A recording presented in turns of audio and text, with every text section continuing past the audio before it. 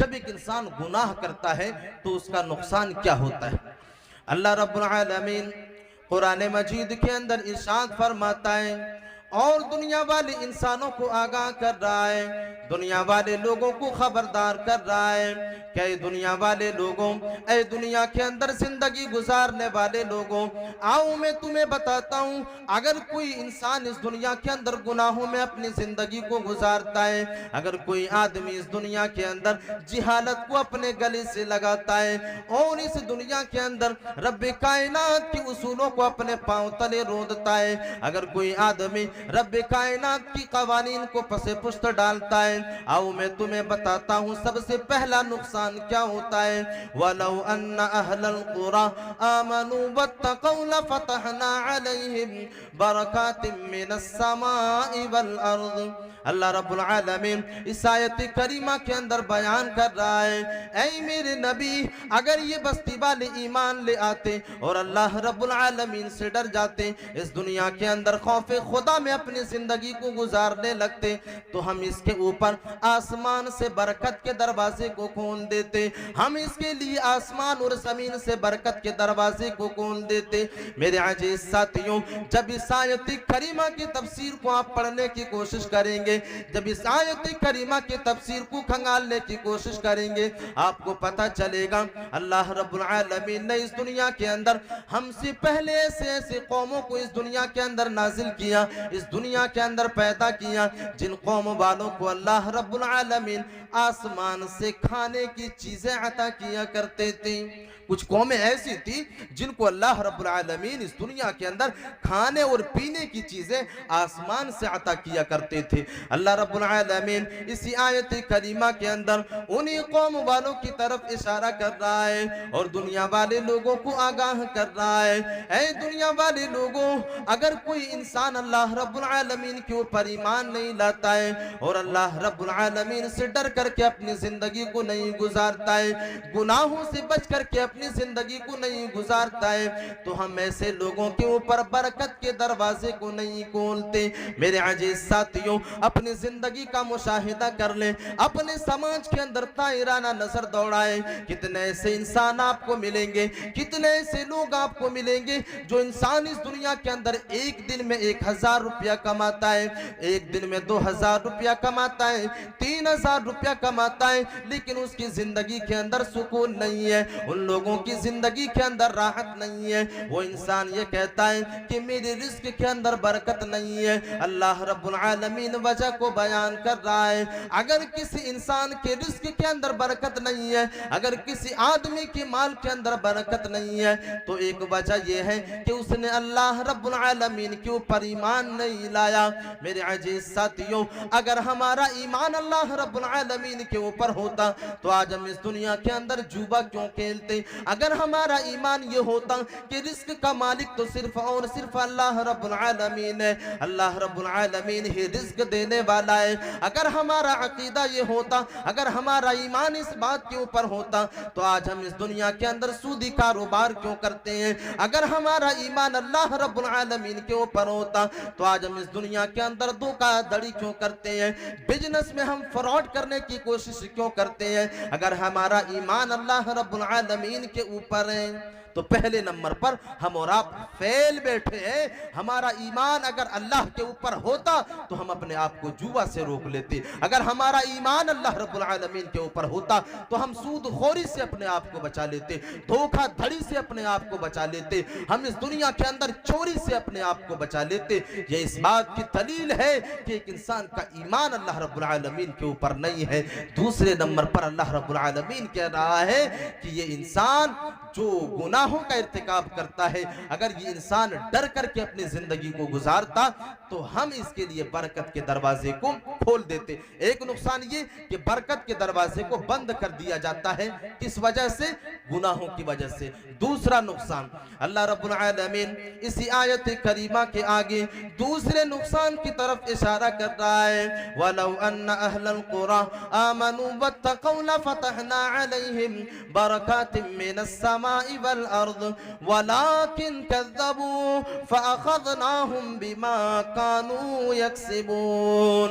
अल्लाह रब्बुल आलमीन इस आयत करीमा के अंदर बयान कर रहा है कि मैंने उन कौम वाले लोगों को उनकी गुनाहों की वजह से पकड़ लिया, उनके गलत रवैये की वजह से पकड़ लिया।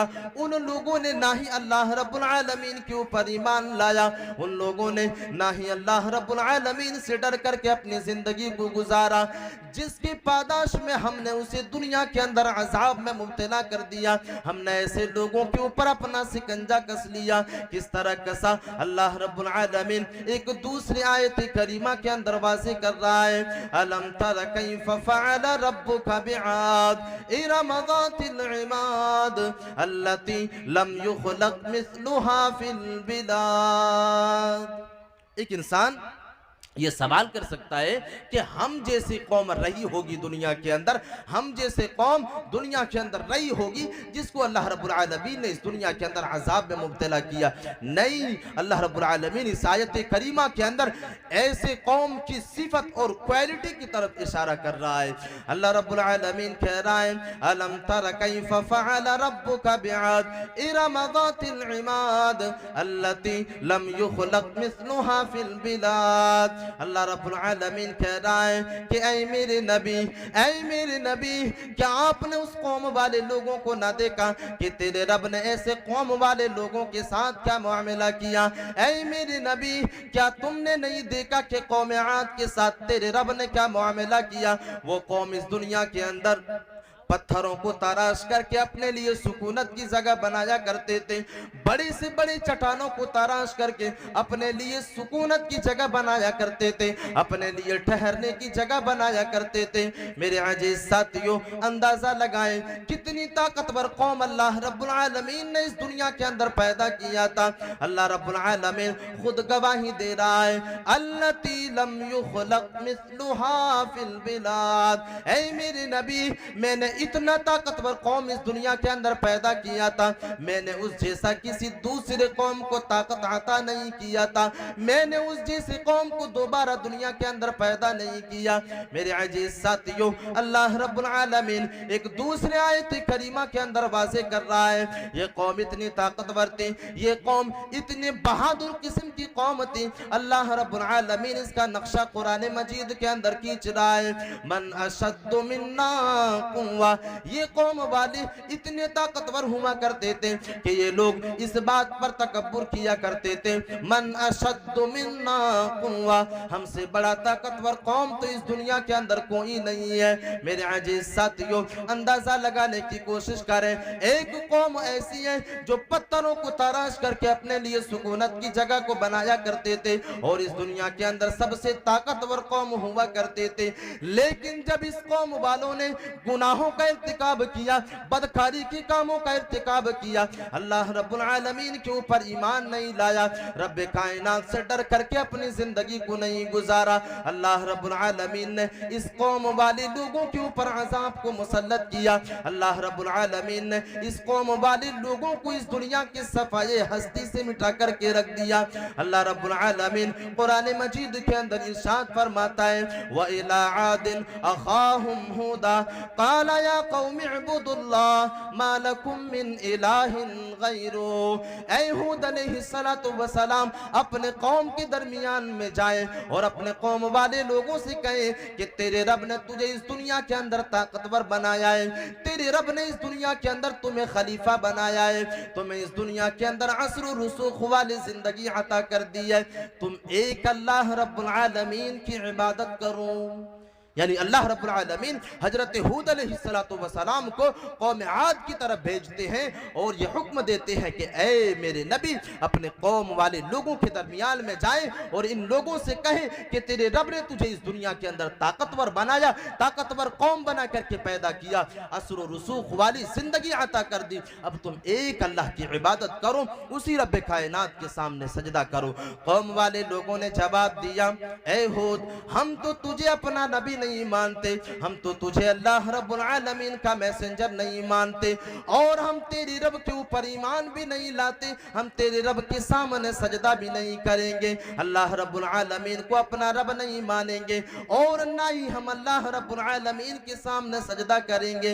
मेरे अजीज साथियों, जब इस कौम वाले लोगों ने अल्लाह रब्बुल आलमीन को अपना रब नहीं माना, रब कायनात के सामने सजदा नहीं किया, अपने जबीने नियाज को खम नहीं किया, अल्लाह रब्बुल आलमीन की खिलाफ वर्जी के गुनाहों को गले से लगाया, गुनाहों के दलदल में फंस करके अपनी जिंदगी को गुजारा, अल्लाह रब्बुल आलमीन कह रहा है कि हमने इस कौम वाले लोगों को पकड़ लिया, फकुल्लन अखज़ना बिज़ंबिही, हमने उसके गुनाहों की पादाश में उसे पकड़ लिया, हमने जिसे चाहा इस दुनिया के अंदर जमीन के अंदर दसा दिया, व मिनहुम मन खसफना बिहिमुल अर्द, जिस आदमी ने, जिस कौम वाले लोगों ने रब कायनात का इनकार किया, रब कायनात को जुटलाया और इबादत से रुगरदाने के रब कायनात के उसूलों को पसे पुस्त डाला, हमने ऐसे कौम को जमीन दोष कर दिया, हमने ऐसे कौम वाले लोगों को जमीन के अंदर दसा दिया, हमने किसी कौम को तेज तुंद हवाओं के जरिए तबाह बर्बाद कर दिया, हमने किसी कौम वाले लोगों को तेज तुंद हवाओं के जरिया और बारिश के जरिया तबाह बर्बाद किया, हमने जिसे चाहा पानी के अंदर गर्क कर दिया, हमने जिसे चाहा दुनिया के अंदर तबाह बर्बाद करके रख दिया। यानी गुनाहों का एक नुकसान ये है कि जो आदमी गुनाहों का इर्तिकाब करता है, अल्लाह रब्बुल आलमीन ऐसे कौम और ऐसे लोगों के ऊपर अजाब को मुब्तला करता है। मेरे अजीज साथियों, कौम आद वाले लोगों को अल्लाह रब्बुल आलमीन ने किस तरह इस दुनिया के अंदर तबाह बर्बाद किया, एक आयत करीमा के अंदर अल्लाह रब्बुल आलमीन वाज़ेह कर रहा है, व अम्मा आदुन फउहलिकू बिरिहिन सरसरिन आतिया सख्खरहा अलैहिम सबअ लयालिन व समानियत अय्याम हुसूमन फतरल कौम फीहा सदआ। अल्लाह रब्बुल आलमीन इस आयत करीमा के अंदर बयान कर रहा है कि जब कौम आद के लोगों ने रब कायनात के सामने सजदा करने से इनकार कर दिया, अपने नबी के ऊपर ईमान लाने से इनकार कर दिया, व अम्मा आदुन फउहलिकू बिरिहिन सरसरिन आतिया, तो कौम आद को अल्लाह रब्बुल आलमीन ने हलाक कर दिया तेज तुंद हवाओं के जरिए। इस तरह की हवाओं को रब कायनात ने कौम आद वाले लोगों के ऊपर मुसल्लत कर दिया। व अम्मा आदुन फउहलिकू बिरिहिन सरसरिन आतिया सख्खरहा अलैहिम सबअ लयालिन व समानियत अय्याम, हमने 7 दिन और 7 रात और 8 दिन तक हमने कौम आद के ऊपर अजाब को मुसल्लत रखा, तेज तुंद हवाओं को मुसल्लत करके रखा, जिसके बदले में ये ताकतवर कौम जो इस दुनिया के अंदर अपने आप को मन अशद मिन्ना कह करके पुकारा करते थे कि हमसे बड़ा ताकतवर कौम तो इस दुनिया के अंदर कोई नहीं है, हमसे बड़ा ताकतवर कौम तो इस दुनिया के अंदर कोई नहीं है। लेकिन जब गुनाहों का इर्तिकाब किया, जब बदकारी में अपनी जिंदगी को गुजारना शुरू किया, अल्लाह रब्बुल आलमीन ने इस कौम वाले लोगों के ऊपर अजाब को मुसल्लत कर दिया। मेरे अजीज साथियों, इसी आयत करीमा के आगे जब जो है दूसरी आयत करीमा के एक टुकड़े को आप पढ़ेंगे, आपको पता चलेगा अल्लाह रब्बुल आलमीन इसके तकब्बुर और गुरूर को चकनाचूर कर रहा है। ये लोग तो ये दावा किया करते थे कि हमसे बड़ा ताकतवर कौम इस दुनिया के अंदर कोई नहीं है, लेकिन अल्लाह रब्बुल आलमीन कह रहा है कि जब हमने इस कौम वाले लोगों के ऊपर अजाब को मुसल्लत किया, जब हमने इस कौम वाले लोगों के ऊपर हमने अजाब को मुसल्लत किया, तो इनकी डेड बॉडी, इनकी लाशें जमीन के अंदर इस तरह पड़ी हुई थी जिस तरह खजूर के सड़े हुए तने जमीन के ऊपर पड़े हुए रहते हैं। यानी जब अजाब को मुसल्लत किया गया, वो कौम जो पत्थरों को तराशा करती थी, वो कौम जो इस दुनिया के अंदर मन अशद मिन्ना कुव्वा कह करके पुकारा करती थी, लेकिन जब अजाब मुसल्लत किया गया, अजाब में मुब्तला किया गया, तो इनकी लाशें, इनकी डेड बॉडी जमीन के अंदर इस तरह पड़ी हुई थी जिस तरह खजूर के सूखे हुए तने, सड़े हुए तने जमीन के ऊपर पड़ी की पड़ी रह जाती है। इस तरह इन लोगों की डेड बॉडी इस जमीन के ऊपर पड़ी हुई थी। मेरे अजीज साथियों, अल्लाह रब्बुल आलमीन कह रहा है कि ये लोग अपने खानदान के ऊपर गुरूर करते थे, ये लोग अपने कबीले के ऊपर गुरूर करते थे, अपने कौमियत के होने पर गुरूर करते थे, लेकिन अल्लाह रब्बुल आलमीन ने कहा कअन्नहुम अअजाज़ु नख़लिन ख़ाविया फ़हल तरा लहुम मिन मिन बाकिया, तुम दुनिया के किसी भी कोने के अंदर चले जाओ, वो कौम वाले, वो कौम आद वाले तुम्हें जमीन के किसी भी कोने के अंदर नहीं मिलेंगे। अल्लाह रब्बुल आलमीन ये दावा कर रहा है कि हमने ऐसे कौम के ऊपर जब अज़ाब को मुसल्लत कर दिया, आज हमें इस दुनिया के अंदर खानदान के ऊपर गुरूर है, आज हमें इस दुनिया के अंदर कबीले के ऊपर गुरूर है, अपने समाज और मुआशरे के अंदर गुरूर है। रब्बे कायनात हुक्म दे रहा है और दुनिया वाले इंसानों को आगाह कर रहा है कि तुम अपने खानदान के ऊपर गुरूर न करो। हमने तुमसे पहले कौमों को खानदान के ऊपर गुरूर किया, अपने कबीले के ऊपर गुरूर किया, लेकिन जब इन लोगों ने गुनाहों का इर्तिकाब किया, बदकारी का इर्तिकाब किया, तो हमने ऐसे कौम को जमींदोज किया, जमीन के अंदर तबाह बर्बाद किया और हमने इसकी नस्लें तबाह बर्बाद कर दी। आज उसकी नस्लें जमीन के ऊपर मौजूद नहीं है। तो गुनाहों का एक नुकसान ये है कि अल्लाह रब्बुल आलमीन अज़ाब में मुब्तला कर सकता है। मेरे अजीज साथियों, हम और आप अपनी ज़िंदगी का मुशाहिदा करें, मुल्क अजीज के अंदर आज हमारी ज़िंदगी कैसे कट रही है। हर इंसान के दिलों के अंदर खौफ तारी है, हर इंसान के जहनों के अंदर ये खौफ बेबस्त हो चुकी है कि कहीं ऐसा ना हो कि बातिल परस्त आए और हमें श्री राम बोलने के नाम पर, हमें वंदे मातरम बोलने के नाम पर कहीं ऐसा ना हो कि कत्ल कर दे। आज हमारे दिलों के अंदर ये खौफ बैठ चुका है। मेरे अजीज साथियों, ये क्यों हुआ? हमारी गुनाहों की वजह से, हमारी करतूतों की वजह से। अल्लाह रब्बुल आलमीन कह रहा है कि जो इंसान इस दुनिया के अंदर करता है और उसे जो इंसान, एक इंसान को जो इस दुनिया के अंदर मुसीबतें पहुंचती है, ये उनकी अपने हाथों की कमाई है। एक इंसान ने गलती की जिसकी सजा उसे मिलेगी। मेरे अजीज साथियों, तो जब एक इंसान गुनाह करता है तो अल्लाह रब्बुल आलमीन ऐसे कौम के ऊपर अज़ाब को मुसल्लत करता है। दूसरा नुकसान ये है। तीसरा नुकसान, जब एक आदमी गुनाह करता है तो उसका दिल बिल्कुल सख्त हो जाता है, उसका दिल काला हो जाता है। जो आदमी गुनाह करता है, और जो आदमी गुनाह करते करते जिसका दिल काला हो जाए, उनकी आंखों की पानी खत्म हो जाती है। ना ही ज़िना करने में शर्म आएगी, ना ही वो इंसान सड़कों के ऊपर गलियों के अंदर चलते हुए सिगरेट को पीते हुए अपनी धुआं को उड़ाते हुए चलेंगे, लेकिन उसकी आंखों की पानी खत्म हो चुकी होगी। दिल के सियाह हो जाने की वजह से वो इंसान शर्मिंदगी महसूस नहीं करेगा, वो इंसान धड़ल्ले से गुनाहों का इर्तिकाब करेगा। गुनाहों के बार बार करने की वजह से, गुनाहों के ऊपर मुसिर रहने की वजह से एक इंसान का दिल सियाह हो जाता है। अल्लाह रब्बुल आलमीन कुरान मजीद के अंदर इरशाद फरमाता है, कल्ला बल राना अला कुलूबिहिम मा कानू यक्सिबून। अल्लाह रब्बुल आलमीन कह रहा है कि एक इंसान का दिल जंग आलूद हो जाता है, एक इंसान का दिल जंग आलूद हो जाता है गुनाहों के इर्तिकाब की वजह से, बदकारी के कामों के इर्तिकाब की वजह से। एक इंसान जो इस दुनिया के अंदर करता है, एक आदमी इस दुनिया के अंदर जो करता है, उनकी करतूतों की वजह से उसका दिल सियाह हो जाता है, काला हो जाता है। अल्लाह के नबी सल्लल्लाहु अलैहि वसल्लम एक हदीस के अंदर बयान करते हैं, रावी हदीस हजरत अबू हुरैरा रज़ी अल्लाह तआला अन्हु बयान करते हैं कि अल्लाह के नबी सल्लल्लाहु अलैहि वसल्लम कहते हैं कि जब एक इंसान इस दुनिया के अंदर एक गुनाह के काम को अंजाम देता है, उसके एक गुनाह की वजह से उसके दिल के अंदर एक सियाह धब्बा पड़ जाता है, एक नुक्ता पड़ जाता है।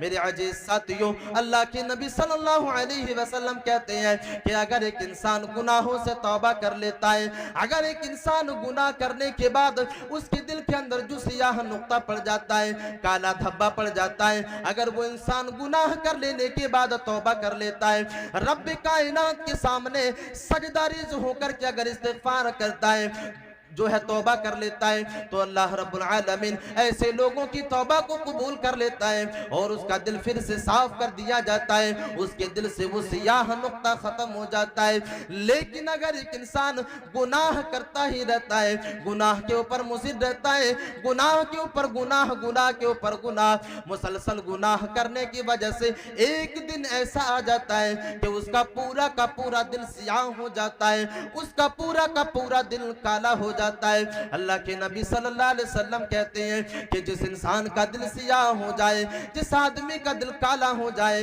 अब ये इंसान इस दुनिया के अंदर धड़ल्ले से गुनाहों को अंजाम देगा, धड़ल्ले से बदकारी के कामों का इर्तिकाब करेगा, इनकी आंखों से हया खत्म हो जाएगी, इनकी आंखों से शर्म की पानी जो होती है वो खत्म हो जाएगी।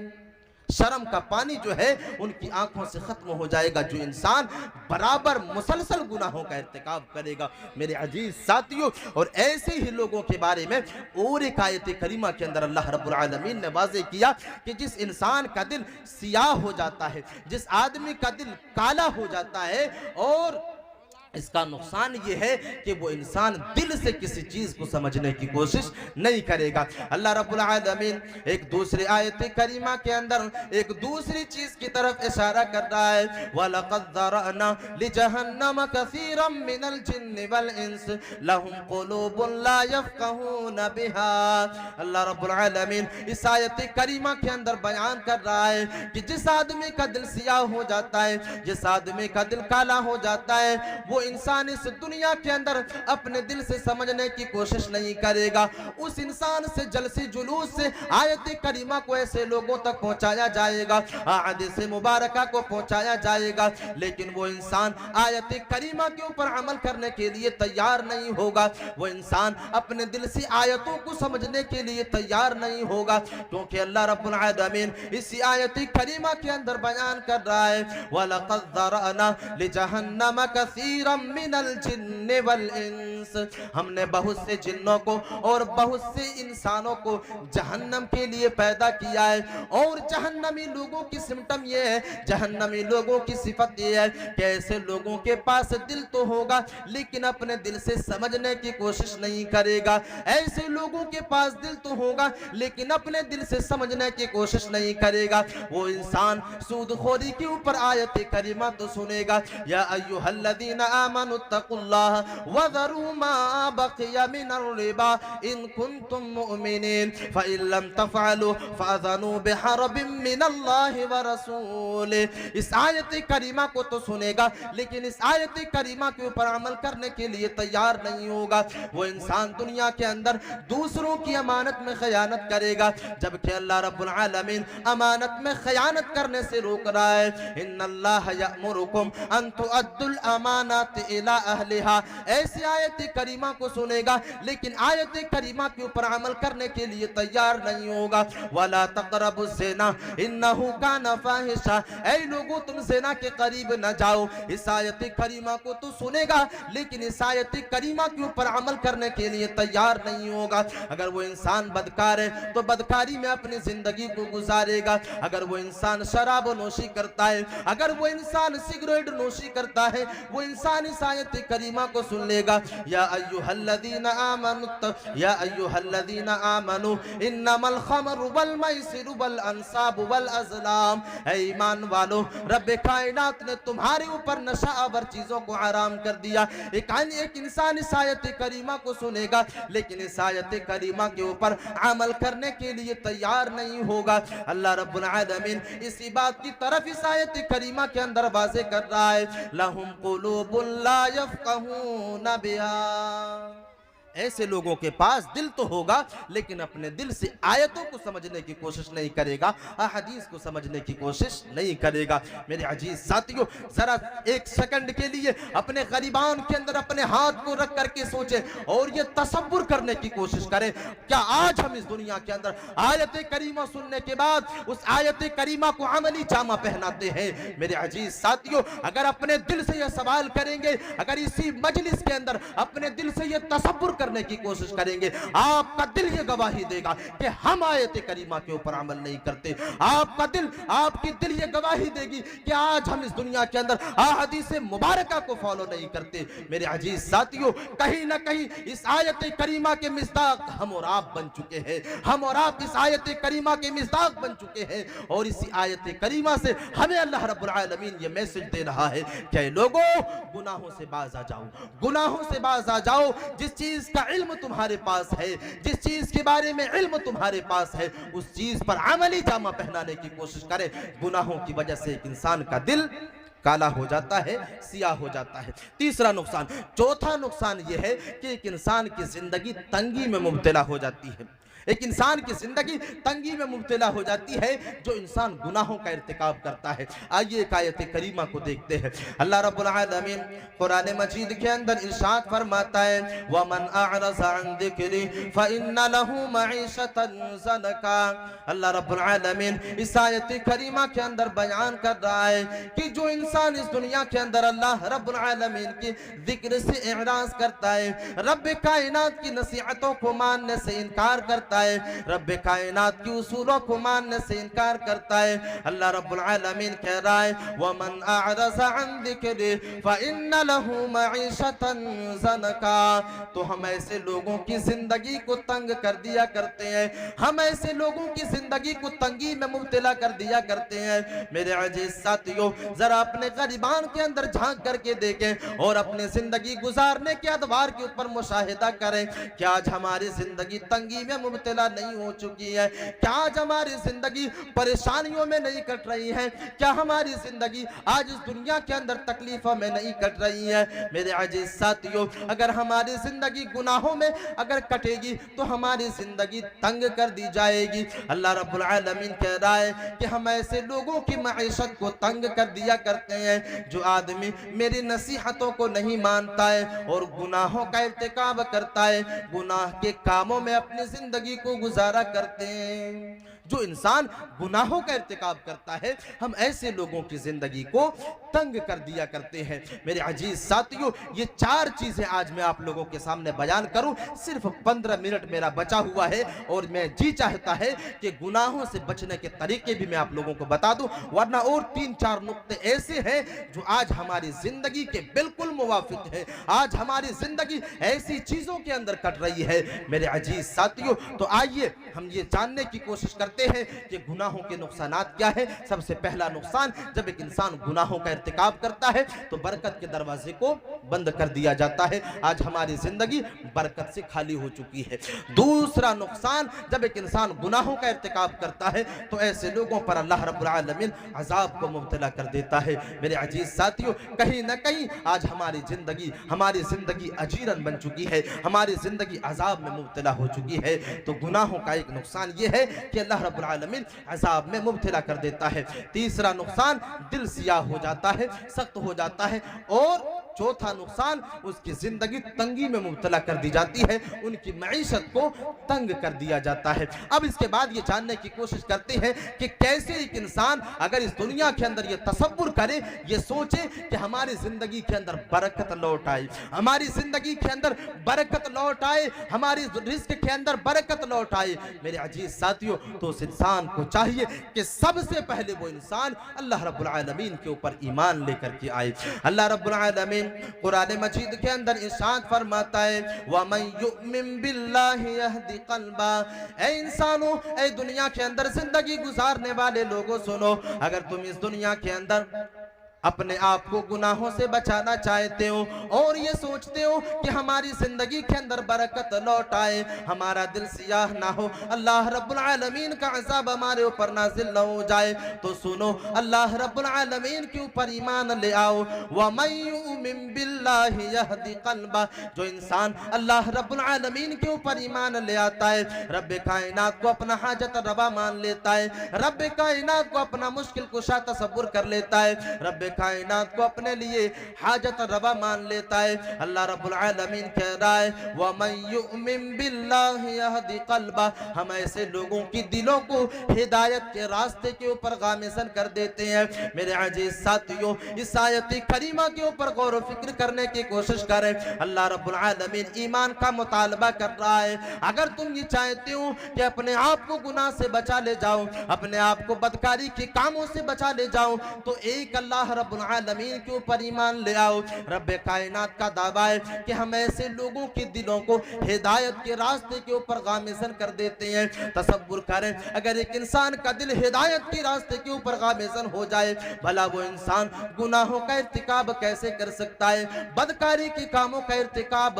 कैसे कर सकता है। तो सबसे पहली चीज एक इंसान अल्लाह रब्बुल आलमीन के ऊपर ईमान ले आए। जी चाहता है वो हदीस और वो वाकया मैं आप लोगों को सुना दूं, छोटी सी वाकया है, इसको समझने की कोशिश करें और इस आयत करीमा को अपने सामने रखें और समझने की कोशिश करें। रब्बे कायनात ने जो वादा किया कि अगर कोई इंसान ईमान ले आता है तो अल्लाह रब्बुल आलमीन ऐसे लोगों के दिलों को हिदायत के रास्ते के ऊपर गामज़न कर देता है। ये बात कितनी सच है।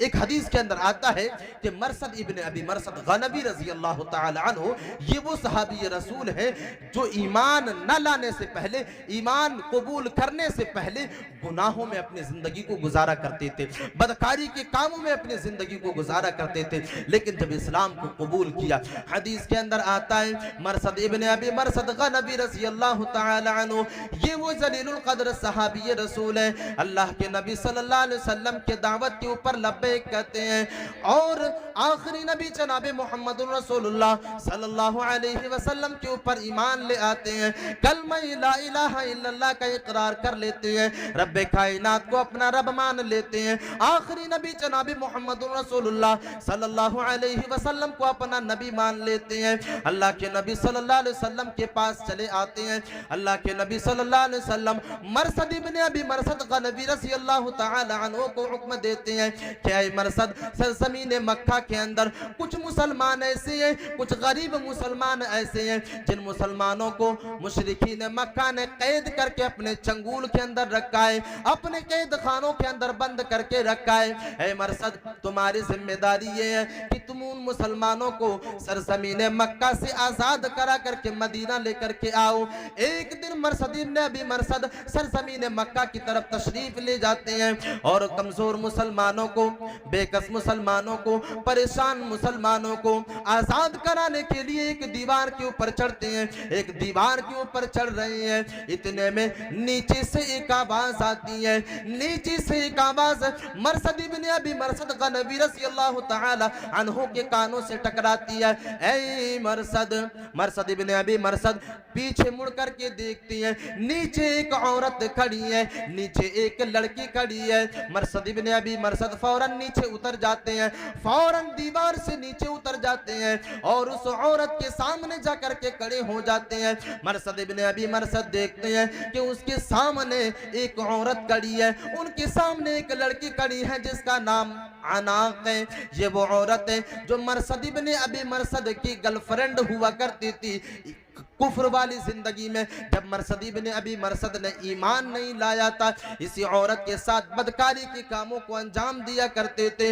वो औरत कहती है, वो लड़की कहती है, ऐ मरसद तू कहाँ चला गया है, ऐ मरसद तू कहाँ चला गया है, मैं तो तुम्हारे लिए पागलों की तरह सरजमीन मक्का के अंदर फिर रही हूँ। मैंने कई लोगों से सवाल किया, मैंने कई लोगों से पूछा कि मरसद इब्न अबी मरसद कहाँ है, कोई भी मुझे मरसद इब्न अबी मरसद का पता दे दो, लेकिन किसी ने तुम्हारे बारे में नहीं बताया।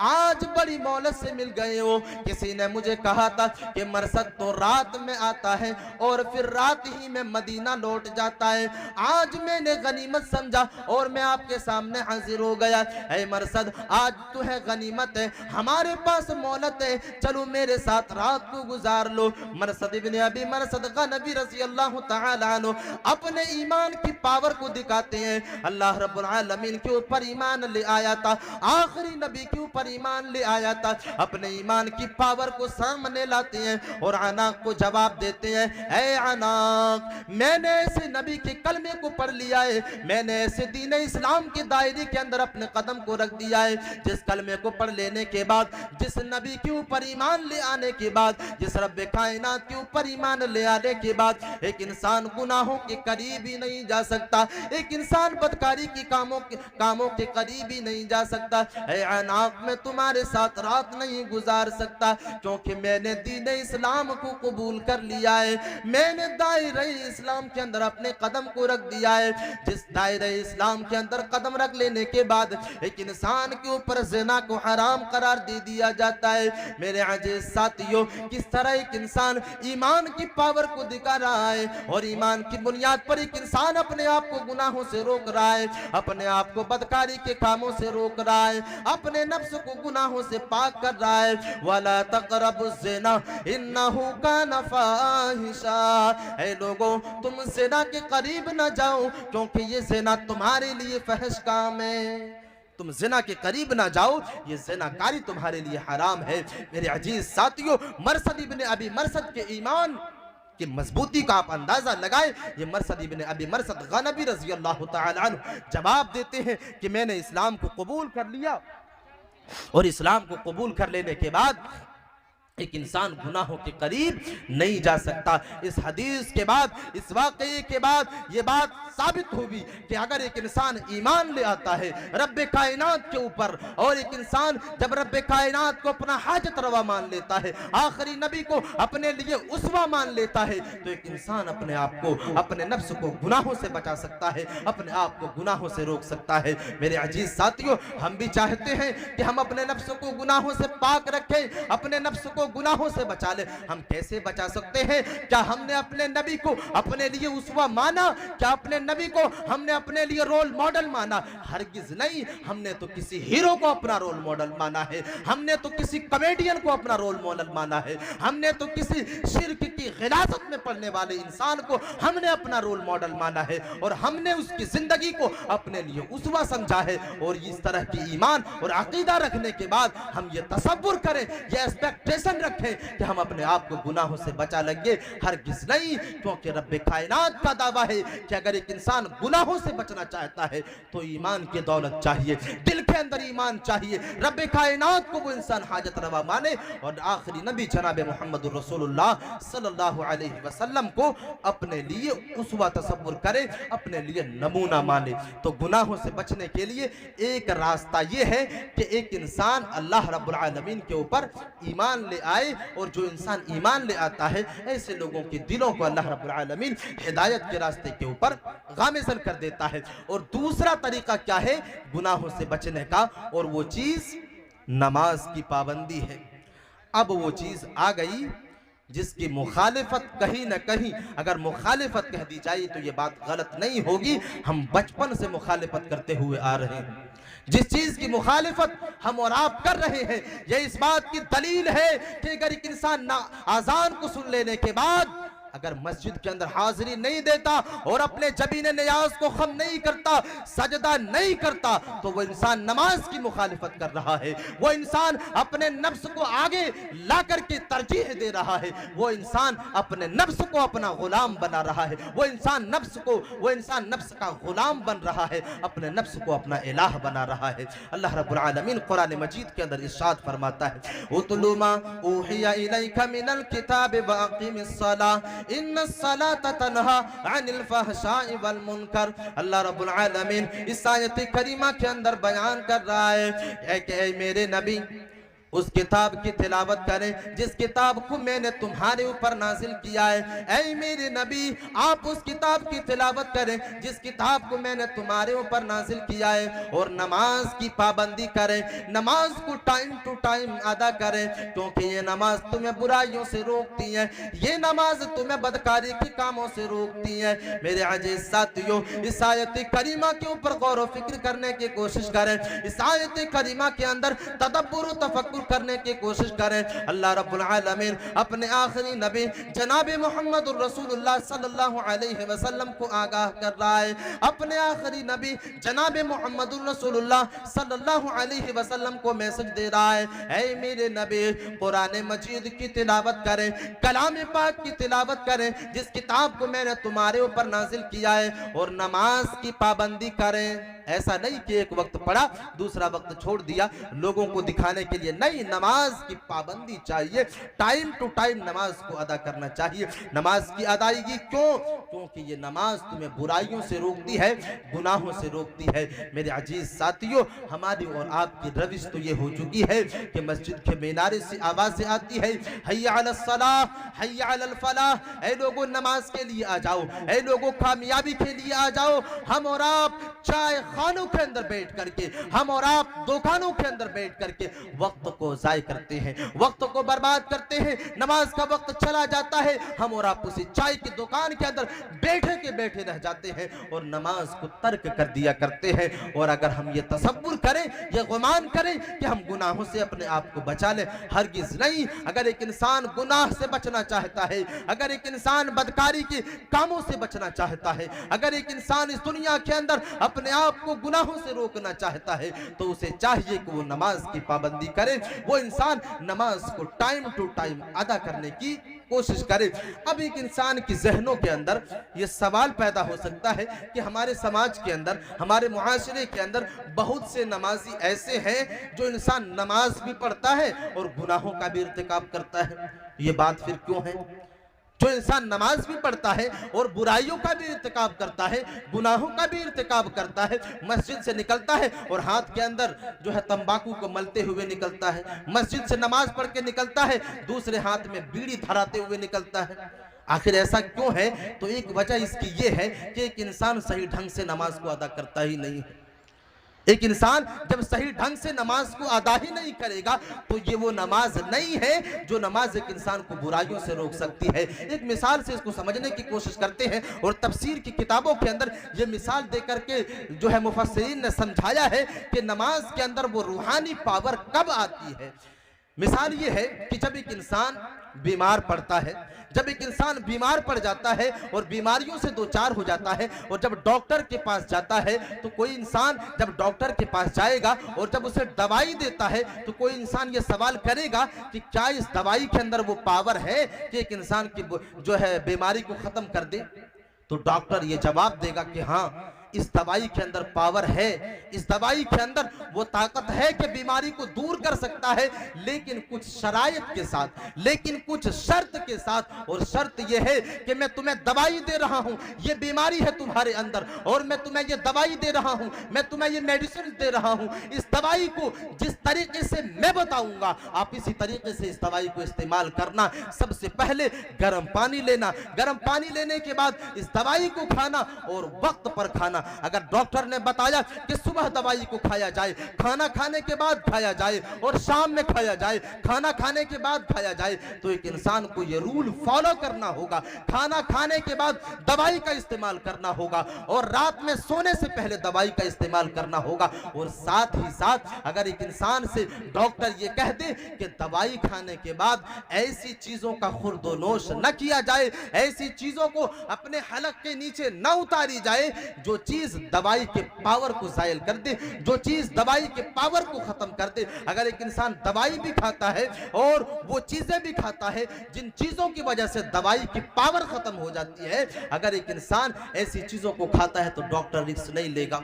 डॉक्टर कहेगा कि ये दवाई कारगर साबित हो ही नहीं सकती, क्योंकि मैंने जिस तरीके से तुम्हें दवाई को इस्तेमाल करने के लिए कहा है, तुमने इस तरीके से दवाई को इस्तेमाल किया ही नहीं है।